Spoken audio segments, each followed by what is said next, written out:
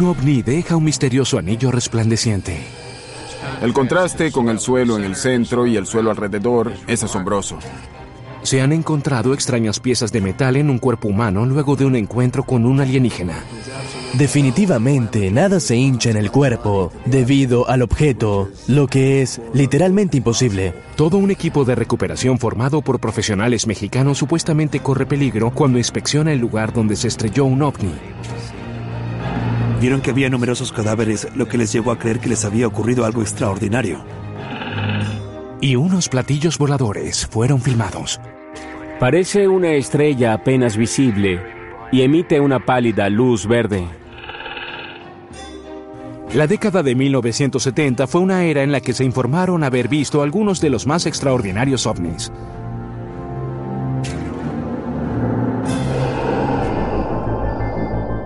Era el 2 de noviembre de 1971, en Delphos, Kansas.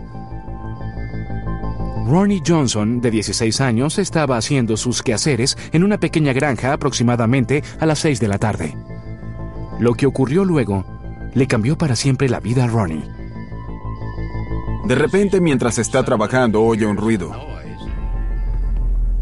que según lo que dijo, parecía una gran lavadora que no tenía equilibrio. Era muy ruidoso e iluminó el lugar. Y allí, revoloteando en 1,5 metros sobre la tierra, estaba un objeto de casi 3 metros de diámetro, de lo que la parte de arriba estaba 3 metros sobre la tierra. Ronnie observa con miedo mientras el objeto resplandeciente y multicolor permanece tanto tiempo sobre la tierra. Hacia el final de este momento, aumentó el brillo del objeto, el ruido, así como también la incandescencia.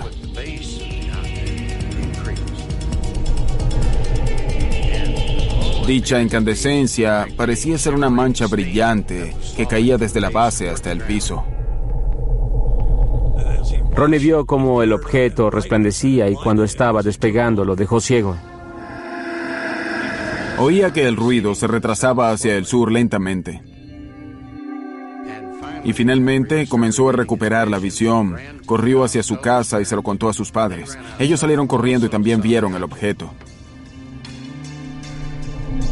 Luego de que observaron el objeto en el cielo, los Johnson se dirigen hacia donde el joven dijo que la nave estaba revoloteando.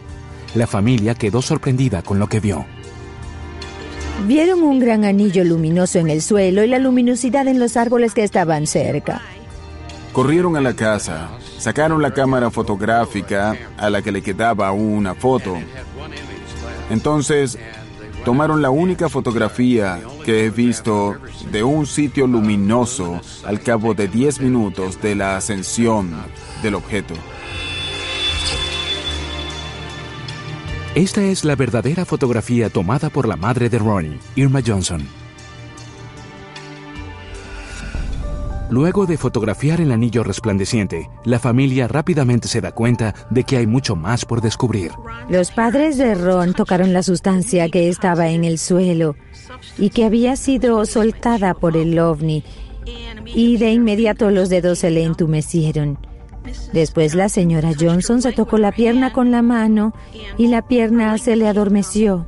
Asustados por el efecto que tuvo en el cuerpo de la señora Johnson, la familia siguió inspeccionando la propiedad en busca de otras pistas que los ayudaran a entender lo que posiblemente había ocurrido. El único camino para llegar a esta área está alrededor de un árbol de casi 18 centímetros de diámetro que estaba en el suelo. La tarde anterior al accidente estaba derecho y estaba bien.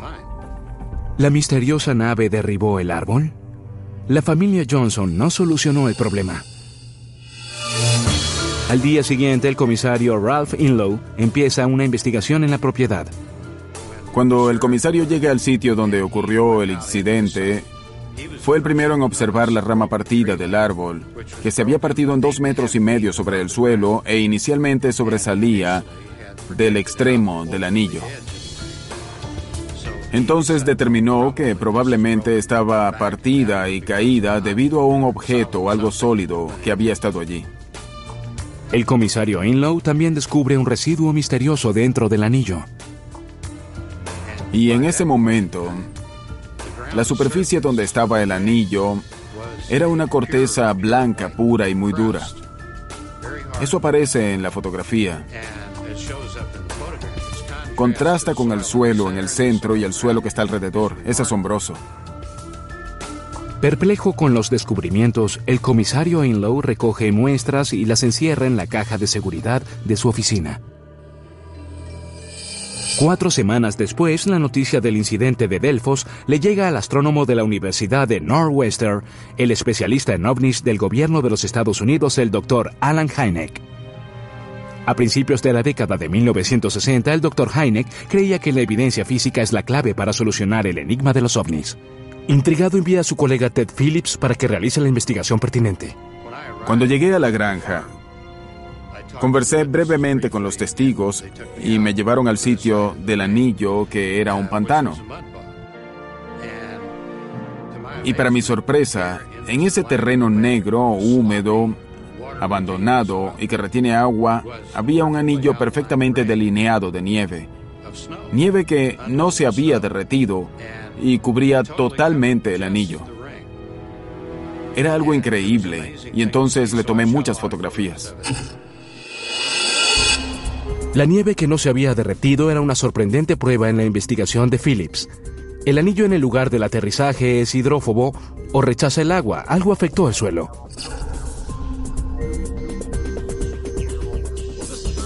Este es un aspecto muy significativo porque lo mismo ha ocurrido en muchos casos donde los ovnis han aterrizado, cambian el suelo y cambian la vida de las plantas, por lo que nada crece en el terreno afectado.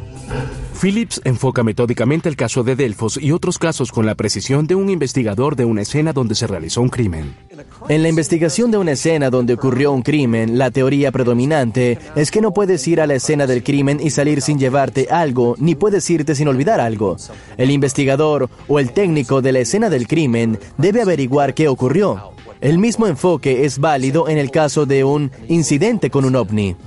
Lo primero que hay que hacer es fotografiar todo el lugar antes de que se altere alguna parte de la escena del crimen.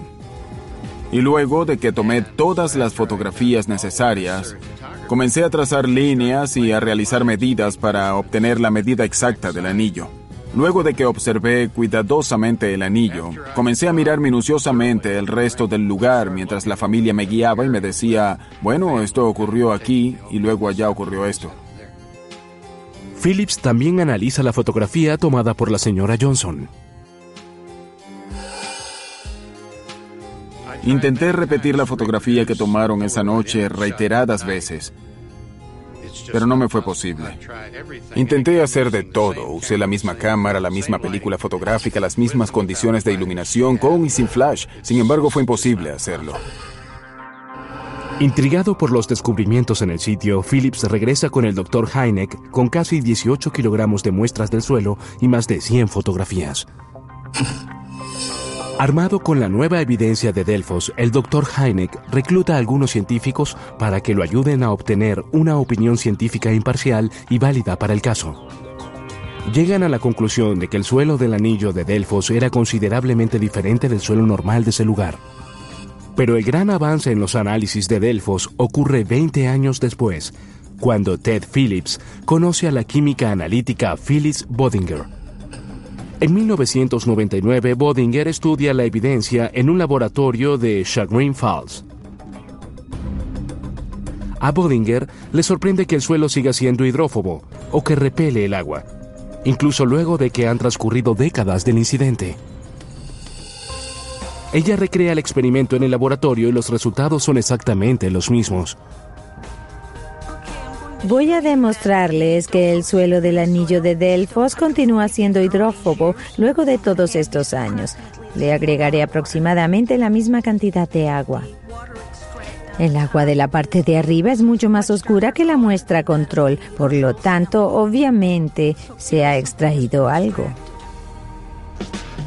En los viajes siguientes al lugar de Delfos, durante un periodo de 10 años, Phillips observa que el anillo permanece visible en el suelo y que no ha crecido ninguna planta. Aunque los investigadores no pueden explicar por qué creen que la nave originó que el suelo fuese hidrófobo, Bodinger ofrece una explicación científica de cómo ocurrió. Había un material orgánico cubierto en la superficie del suelo que lo convirtió en hidrófobo. Y este material orgánico fue identificado por mi persona como ácido fúlvico. El ácido fúlvico es una sustancia natural hallada en el suelo durante la descomposición de las plantas. Puede generar rejuvenecimiento del suelo y puede ser un excelente suplemento de los fertilizantes.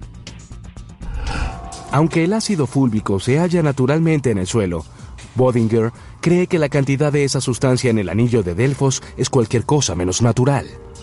El ácido fúlvico no estaba presente en las concentraciones en que normalmente está. Fue agregado, fue parte de algo que soltaron. No hay explicación natural de estos altos niveles de ácido fúlvico en el suelo. Realmente no sé de dónde salió. Esa inexplicable emisión de ácido fúlvico no es la única anormalidad que Bödinger descubrió en la muestra extraída del suelo de Delfos. Altos niveles de ácido hexólico, que es un conocido irritante de ojos y piel, también están presentes en el suelo. El ácido hexólico podría ser el culpable de los efectos de entumecimiento de los dedos y la pierna de la señora Johnson, que le duró por el resto de su vida. El incidente de Delfos y el suelo alterado dejaron desconcertados a los investigadores, pero este no es un incidente aislado. Durante los años 70, las observaciones de los ovnis aterran a los testigos por todo el mundo. Uno en particular desafiará unas conocidas leyes de física. Todas las personas estaban gritando y el objeto revoloteó a 3 metros de la superficie. El misterioso anillo resplandeciente en Kansas es uno de los casos sobre ovnis que datan de los años 70. Sin embargo, hay muchos más.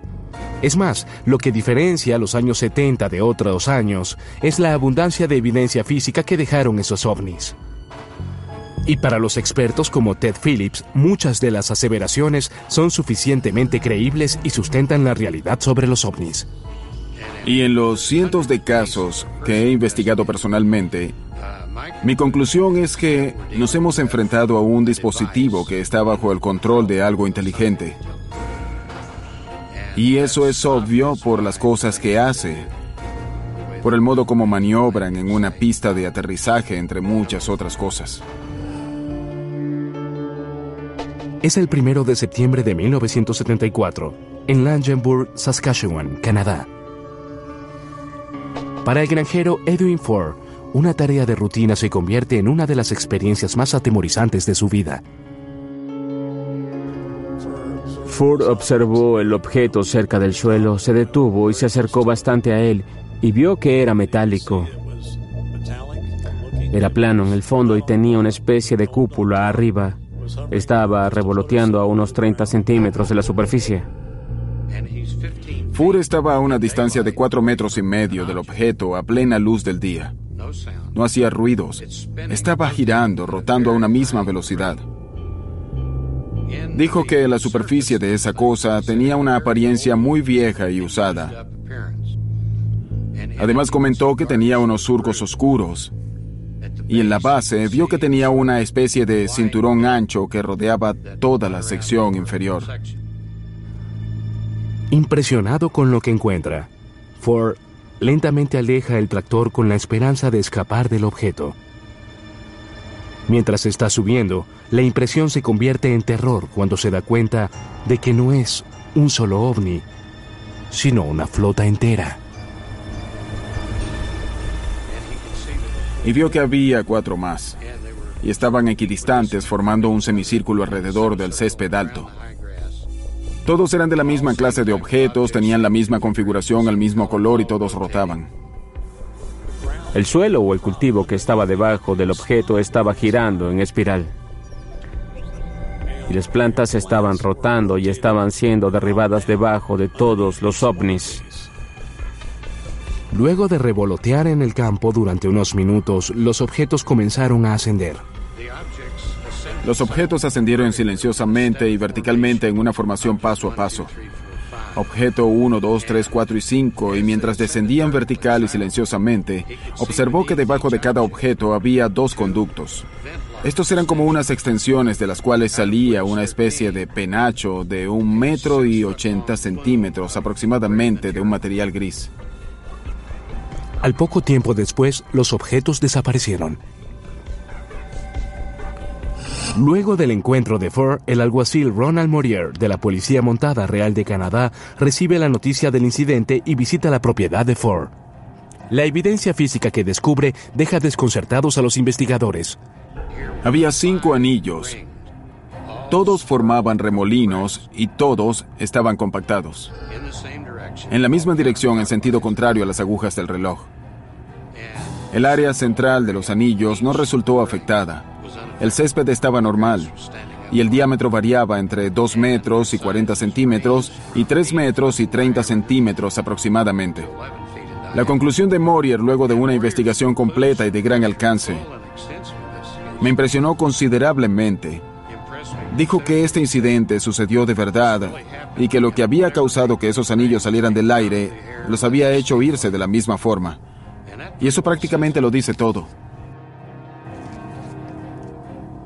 Aún los investigadores no han proporcionado una sola explicación lógica. El 8 de octubre de 1978, en Cato, Missouri, una abuela y su nieto vieron un misterioso objeto en el campo que no era propio de ese lugar. Ella vio un óvalo blanco que estaba sobre el campo. Luego supe que estaba a una distancia de 56 metros aproximadamente de la casa. Entonces llamó a su esposo. Y este llamó a su hijo. No estaba haciendo nada, solamente estaba sobre el campo. Lo genial de todo esto es que llegaron a la conclusión de que debía ser un pedazo de metal que llegó hasta ese lugar por una tormenta. No dijeron que el objeto que estaba allí era un ovni, dijeron que había algo en el campo que no debía estar allí y que tenían que sacarlo. El padre encendió el tractor para mover el objeto, pero repentinamente algo extraño sucedió. El objeto se levanta a unos 3 metros de la superficie. Este objeto solamente tiene 1 metro y 20 centímetros de diámetro. Entonces todos empezaron a gritar mientras el objeto revoloteaba a unos 3 metros de la superficie. Sin hacer ningún ruido, el objeto comenzó a ascender y a alejarse de la propiedad. No llevaba mucha velocidad. No hubo ningún ruido, sino que simplemente el objeto estaba rotando. No tenía alas ni motores ni ningún medio de soporte visible. Sigue subiendo y da una vuelta concreta a la derecha, lo que después descubro que la realiza al otro lado del viento. Vuela a la derecha ligeramente, pocos metros. Da una fuerte vuelta a la izquierda al otro lado del viento. Gira nuevamente a la derecha y sigue subiendo.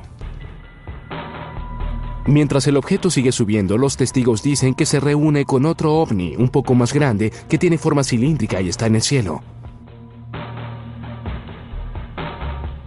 Y el cilindro vuela a una velocidad bastante rápida.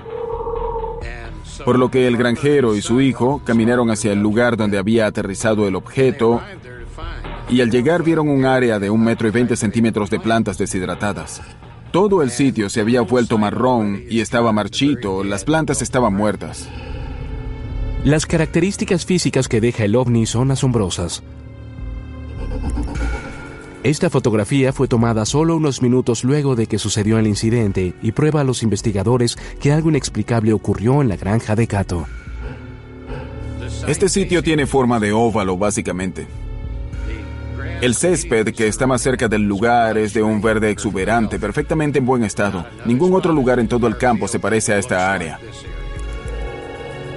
Y en el extremo exterior del sitio, cercano a donde esos 2 cráteres hicieron el impacto, crecían unas plantas de ortiga, que eran unas plantas muy resistentes y de hojas grandes. Las hojas no estaban quemadas, sino erguidas de manera estrecha como producto de un calor y ya estaban cerradas. Y había otra anomalía científica que los investigadores todavía tenían que explicar. Los cráteres tenían unos 3 centímetros de profundidad en un suelo muy resistente. Por lo que no sé si ocurrió cuando aterrizó o sucedió cuando ascendió. Este descubrimiento podría ser evidencia de que la propulsión de la nave altera la Tierra. Pero no se oyó ningún ruido que indicara algún sistema de propulsión. Y tenía que existir para que este objeto de 1 metro y 20 centímetros cruzara el viento 3 veces. En los años 70 no existía ninguna tecnología humana para crear una nave que funcionara sin hacer ningún ruido. Durante el curso de las investigaciones relacionadas con los ovnis, la evidencia consiste básicamente en los efectos físicos que quedaron en la escena. Pero en 1979, un objeto misterioso no solo deja evidencia física, sino que casi mata al ayudante del comisario de Minnesota. Y casi de inmediato esa luz siguió derecho, como a unos 2.400 metros a la derecha del rostro, y él terminó chocando el auto. 27 de agosto de 1979, en Warren, Minnesota. El ayudante del comisario, Val Johnson, estaba haciendo el patrullaje de rutina, pero a las 2:19 de la madrugada, la vida le cambió repentinamente. Ve una luz a lo lejos, en una vía adyacente, una carretera de asfalto, de 2 canales, y se imagina que es un avión pequeño con una luz encendida para avisar que hará un aterrizaje de emergencia. Entonces, decide bajar hacia esa vía para ver si puede prestarles ayuda. Y casi instantáneamente esa luz siguió derecho, como a unos 2.400 metros a la derecha de su rostro, y él terminó chocando el auto. Luego del choque, el departamento de policía recibe una llamada pidiendo ayuda. 407, ¿cuál es el problema? No lo sé, algo me chocó el auto, no sé cómo explicarlo. Es extraño.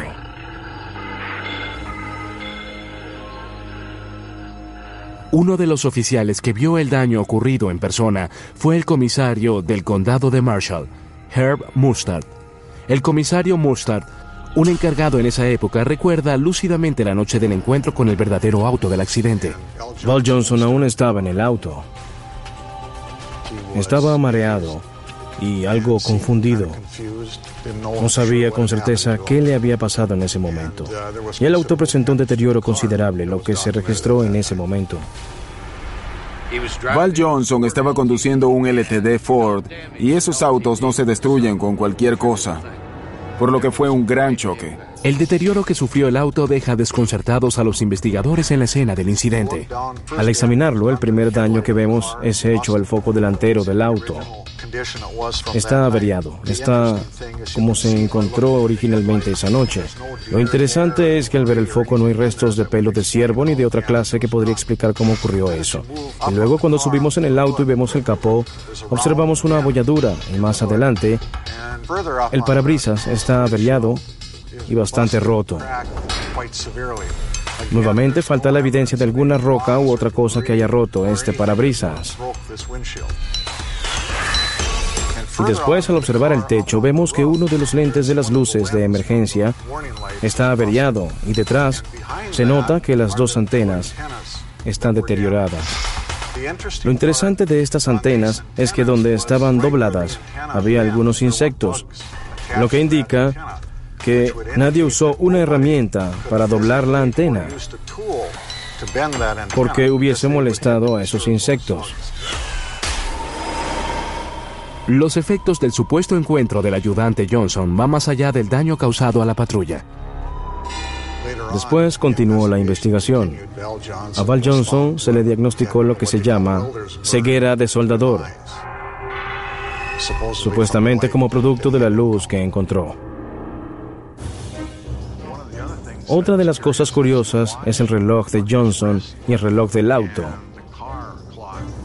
Se detuvieron durante 14 minutos. Es una evidencia que resulta interesante. Para la mayoría de las personas que no saben, muchos policías sincronizan el reloj del auto y el personal con el departamento de policía. De esta manera, los 3 funcionan con la misma hora. Además, en el curso de la noche, haces anotaciones en referencia con algún caso y deberían ser lo más exactas posibles. Quisiera saber qué ocurrió durante los 14 minutos en los que los relojes se detuvieron, pero repito que hay mucho espacio para la especulación científica de lo que pasa cuando una persona se ve envuelta en algo como esto. Los oficiales que trabajan en la actualidad no tienen duda de la historia de Johnson.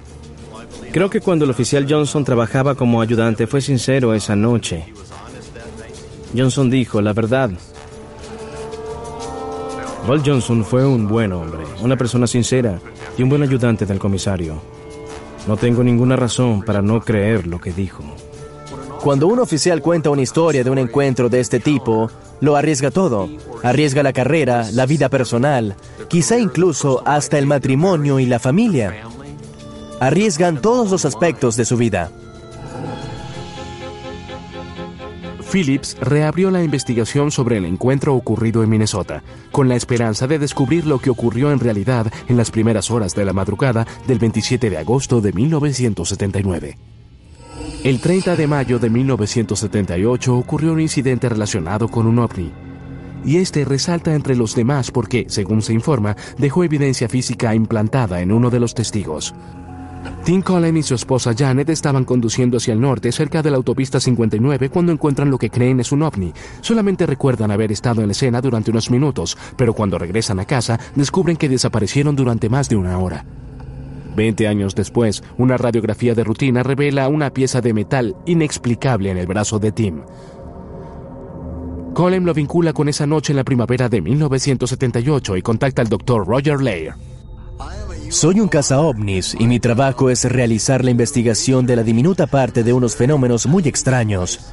Me he dedicado a la cirugía de la planta del pie durante 41 años.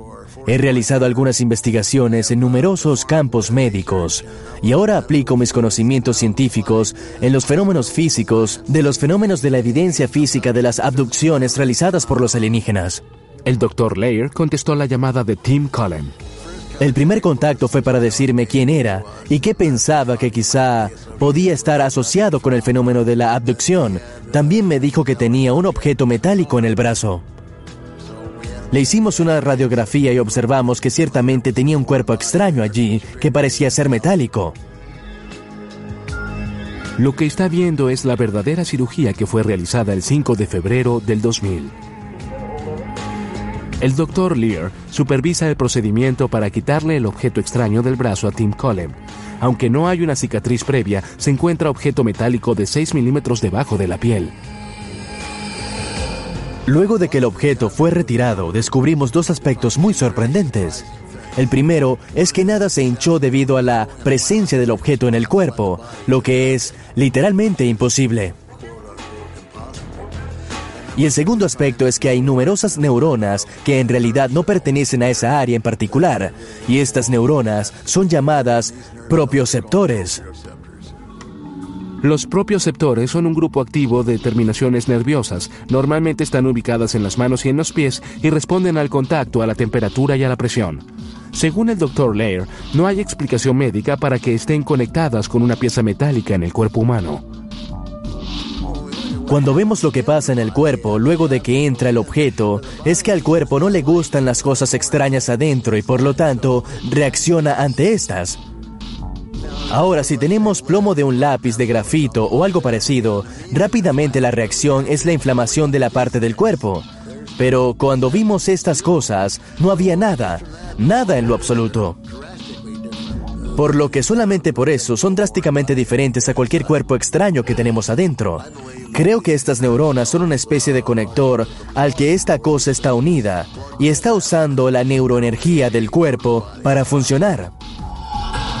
En un caso que no es el de Tim, por fortuna hallamos una pieza que era un detector de frecuencia de radio y en realidad detectamos dos frecuencias oscilantes que eran emitidas por el objeto.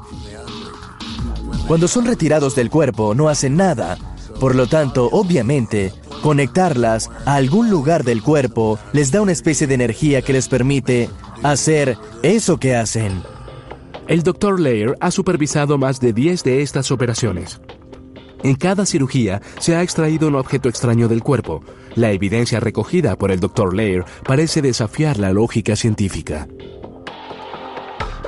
Descubrimos que estos objetos contienen metales que no son de la Tierra. La abundante cantidad de evidencia física disponible me hace creer que este planeta está siendo visitado por inteligencias que son de otro lugar. Y algunos dicen que una de estas supuestas visitas en el norte de México resultó ser mortal. Vieron un número considerable de cadáveres, lo que los llevó a creer que había ocurrido algo extraordinario. La década de 1970 fue testigo de desconcertantes fenómenos relacionados con ovnis.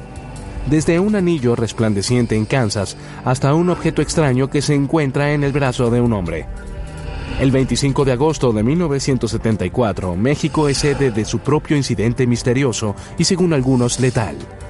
Es un lugar que no aparece en muchos mapas y donde hay más plantas cactus que personas. Pero algunos de los pocos que viven en este lugar aseguran que el siguiente suceso fue real. Es una tranquila noche de verano en Coyame. Los habitantes del pueblo estaban comenzando a acostarse. A unos 800 kilómetros de distancia, los sistemas de defensa aérea de Estados Unidos repentinamente registran la presencia de un objeto volador no identificado sobre el Golfo de México. Dicho ovni atraviesa el cielo a más de 4.000 kilómetros por hora a una altitud de 75.000 pies, y solamente hay algo seguro: no es nada producto de la actividad humana. Las indicaciones iniciales son que probablemente no sea nada, que solo sea un simple meteorito. Sin embargo, luego de que transcurren 60 segundos, es obvio que es imposible. Este objeto estaba viajando y descendiendo lentamente, a diferencia de un meteorito que forma un arco cuando desciende. Parece que el objeto se dirigía hacia Corpus Christi, Texas. Los sistemas de defensa aérea estadounidenses reciben la señal de alerta.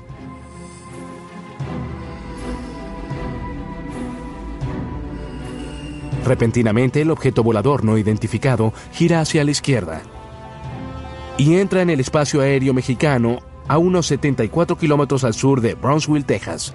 Estados Unidos sigue rastreando a la enigmática nave mientras se dirige hacia México, pero lo que no se ve en el radar es una pequeña nave que llevaba una trayectoria directa hacia el ovni.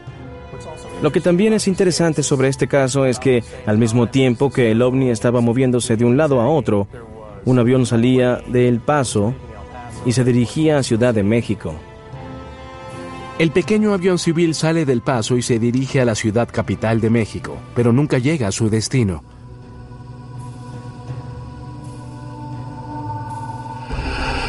Al mismo tiempo, los militares estadounidenses observan cómo el objeto volador no identificado desaparece del radar.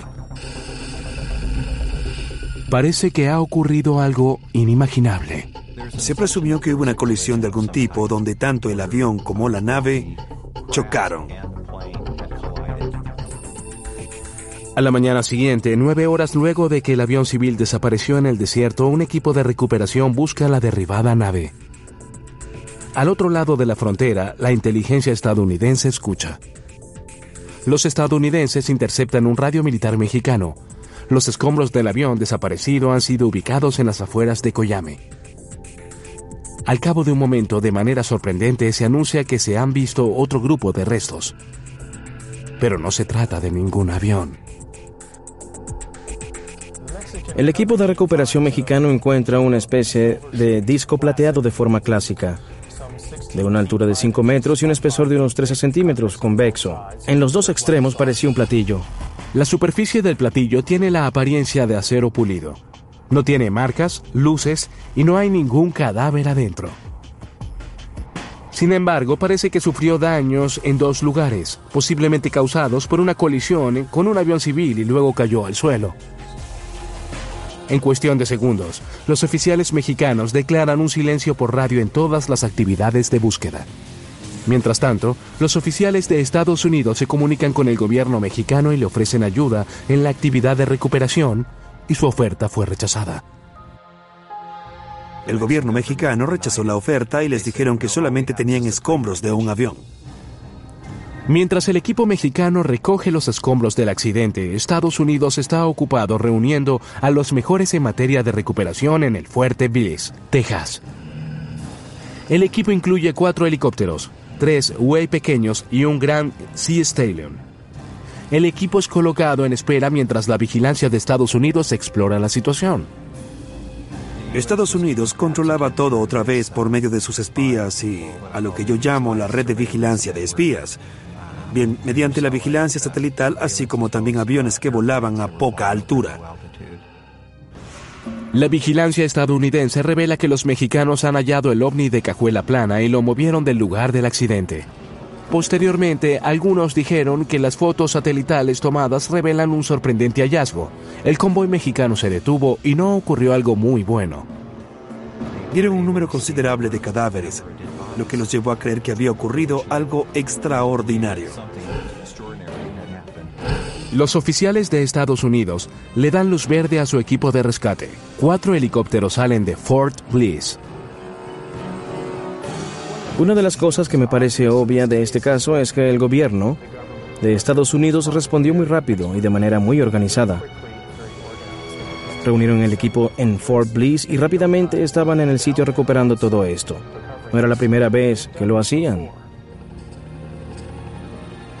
Pero nada va a preparar a los estadounidenses para lo que estaban a punto de descubrir. Vestidos con traje de bioprotección, los soldados estadounidenses llevaron el convoy silencioso y descubren que todos los mexicanos están muertos. No hay tiempo de investigar lo que mató al equipo mexicano, pero los investigadores de ovnis tienen algunas teorías. De algún modo tuvieron contacto con un agente letal, un agente bacteriológico que provenía de este mundo o un agente biológico alienígena que los mató.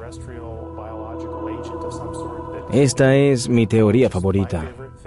El equipo de recuperación de Estados Unidos rápidamente se ocupa del negocio. Descubre que el platillo plateado de 40 centímetros de ancho está sujetado a la parte trasera de una camioneta.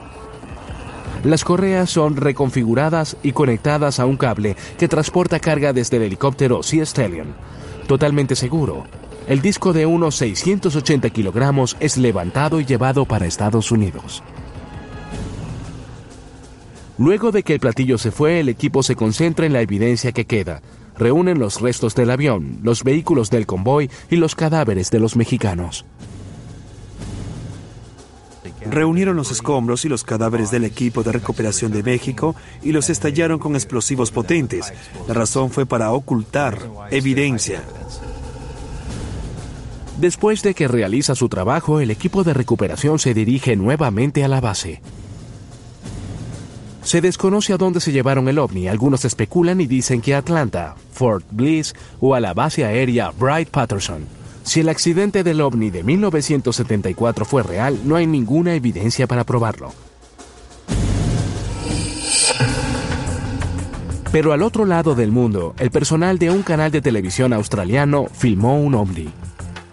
A esta luz resplandeciente debes verla cuadro por cuadro. Pasa de ser luz blanca brillante a una luz anaranjada oscura. Ver ovnis fue común en los años 70, pero un encuentro cercano en particular fue filmado. El 24 de diciembre de 1978, los pilotos de los aviones de carga John Randall y Kate Heine observaron unos extraños fenómenos de luces en el mar cerca de Isla Sur de Nueva Zelanda. Los mismos objetos fueron registrados por Wellington, el radar de control de tráfico aéreo de Nueva Zelanda. Los informes llegan a los medios de la localidad. 10 días después, el 31 de diciembre, los productores del Canal 10 de Australia envían al periodista Fogarty con un equipo para intentar hallar los mismos ovnis en el mismo curso de vuelo. Estamos en la sala del radar en el aeropuerto Christchurch. Faltan 15 minutos para las 2 y en unos 20 minutos vamos a intentar despegar otra vez en Argosy y volver a rastrear la ruta que tomamos hace unos minutos. Acaban de decirnos que aún hay objetivos en el área de Kaikoura, por lo tanto estamos esperando obtener mejores imágenes de las que obtuvimos la última vez y solamente les puedo decir que vamos a ver qué sucede. El caso de Nueva Zelanda tiene una importancia considerable en la historia de la ovnilogía debido a la información que queda luego de dicho caso. Tenemos la película y las grabaciones hechas por Quentin Fogarty en el avión y sumamente importante. Tenemos la grabación hecha por el Centro de Control de Tráfico Aéreo Wellington y proporciona una historia de la observación del ovni minuto a minuto. Ahora nos encontramos a unos 3 minutos del aeropuerto de Christchurch. En nuestro lado de estribor vemos 2 luces muy brillantes. Una es mucho más brillante que la otra. Es como una estrella brillante. Un poco antes de la medianoche, Fogarty sale al aire con el piloto de Nueva Zelanda, Bill Startup. En el principio del viaje no ocurrieron muchas cosas. Luego, a las 12:05 de la madrugada, Fogarty y el personal ve extrañas luces y objetos extraños que se dirigen hacia ellos desde el lado derecho del avión. Fogarty enciende la cámara y comienza a filmar. Parece que estas dos luces están viajando con nosotros, aún están en el ala de estribor. La luz más brillante aún está sobre la otra y se mueve un poco más adelante de la otra. Es extremadamente brillante, mucho más brillante que las otras estrellas en el cielo. El radar de tierra observa los objetos y la torre de control confirma la observación y las grabaciones de la conversación. Lo que sigue a continuación es el audio real de este suceso extraordinariamente bien documentado. Fuerte objetivo aparece a las 11:00 a casi 5 kilómetros. Todavía no hay contacto. Acabamos de salir de las 9 a unos 3 kilómetros. El capitán Startub cuenta que el objeto o el objetivo inicialmente está delante de él. Luego viaja a una increíble velocidad a su lado izquierdo. Rápidamente inclina el avión hacia la izquierda para intentar hacer contacto visual. En tierra, el tráfico aéreo de Wellington transmite por radio un mensaje escalofriante al capitán. Registraron otro objetivo a su izquierda y este se está acercando al avión. El objetivo está a las 12 a casi 5 kilómetros. Gracias, ya lo registramos. Tiene una luz intermitente. En este momento estamos viendo hacia la derecha del avión y tenemos un objeto que ha sido confirmado por el radar Wellington. Nos ha seguido durante un rato. Está a unos 6 kilómetros y parece una estrella muy pálida, pero emite una luz brillante blanca y una luz verde. El capitán Startub es capaz de acercarse lo suficiente para determinar que el objeto es una variedad de luces azules brillantes que pulsan a una velocidad muy rápida. Para su asombro, el objeto ha crecido. Se registró algo interesante en el radar donde algún objeto se acercó tanto al avión que para el radar Wellington parecía que la imagen objetivo en el radar del avión se había duplicado en tamaño. Fuerte objetivo a la derecha, información contigua ahora. Tu objetivo se ha duplicado en tamaño. El objetivo de doble tamaño continúa apareciendo en las pantallas del radar durante 36 segundos, luego vuelve al tamaño normal. La luz azul está allí, y este es el objeto que aparentemente viajaba con el avión y fue registrado en el radar del avión. Bruce Maccabee recibió una copia de 16 milímetros del filme del ovni de Argosy directamente del canal de televisión australiana en 1979. Rollo 4, toma 10. Los expertos creen que estas imágenes son algunas de las evidencias más atemorizantes y que tienen gran amplitud que hayan sido filmadas. Esta es la famosa película de Nueva Zelanda obtenida la noche del 31 de diciembre de 1978. El camarógrafo está sentado entre el piloto y el copiloto. La imagen se mueve porque el camarógrafo tenía la cámara en el hombro. Vieron esta luz a la derecha. Mientras pasa el tiempo, esta luz aparece y desaparece y adopta varias formas. Esta es la luz intermitente y tienes que disminuir la velocidad y ver cuadro por cuadro para observar lo que sucede cuando cambia de blanco muy brillante a un color anaranjado oscuro. La imagen se fue hacia un lado y luego él volteó la cámara un poco para retenerla en el centro. Este objetivo que nos ha estado siguiendo ha sido acompañado por los otros dos, por lo que en este momento nos están siguiendo 3 objetos voladores no identificados por nuestra ala derecha. Uno de ellos nos ha seguido tal vez durante unos 10 minutos. Espero que hayamos visto lo suficiente esta noche y el resto de nuestro viaje de regreso a Blenheim ha de ser normal. Creo que he visto suficientes ovnis por una noche. O por una década. En los años 70, muchas personas aseguraron haber visto ovnis por todo el mundo. Desde autopistas en Estados Unidos, granjas en Norteamérica, hasta en los cielos de Nueva Zelanda. ¿Son bromas de mal gusto? ¿Trucos? ¿O invenciones de la imaginación? ¿O es una forma de vida inteligente que está muy cerca de nosotros?